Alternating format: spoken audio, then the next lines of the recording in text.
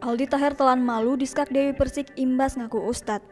Ulah Aldi Taher yang senang dengan sebutan ustad pada dirinya berujung sindiran dari mantan istrinya. Dewi Persik rupanya menganggap Aldi Taher memang senang dengan sebutan ustad itu. Namun Dewi Persik menyayangkan baiknya sebutan ustad diiringi dengan sikap yang baik sebagai contoh. Dewi Persik pun menyebut jika Aldi Taher seorang komedian yang tak seharusnya diseriusi. Aldi Taher belum lama ini menuai kecaman netizen lantaran menyebut dirinya ustadz. Dikutip dari Grid ID, hal itu berawal dari Aldi Taher yang mempromosikan mie ayam dagangannya. Dalam keterangan video yang diunggah di Instagram, Aldi Taher menyebut dirinya sebagai ustadz. Tulisan Aldi tersebut rupanya membuat publik geram hingga banyak netizen yang menghujatnya. Aldi sendiri memang ingin berhijrah dan memberikan kebaikan pada masyarakat dengan bacaan Al-Quran. Tak hanya itu, netizen baru-baru ini kembali geram dengan ulah mantan suami Dewi Persik tersebut.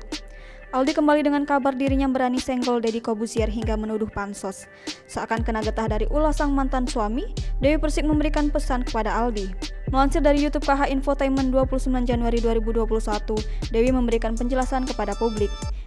Dewi mengatakan di tengah pandemi seperti ini ada baiknya tetap berjuang untuk mencukupi kebutuhan. Ia mengatakan segala sesuatu itu harus menggunakan adab, di sana kita sebagai manusia harus memiliki itu.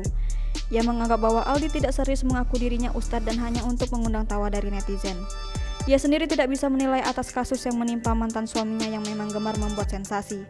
Dewi mengatakan bahwa seseorang bisa menjadi ustadz ketika ia mampu untuk memberikan contoh yang baik kepada masyarakat.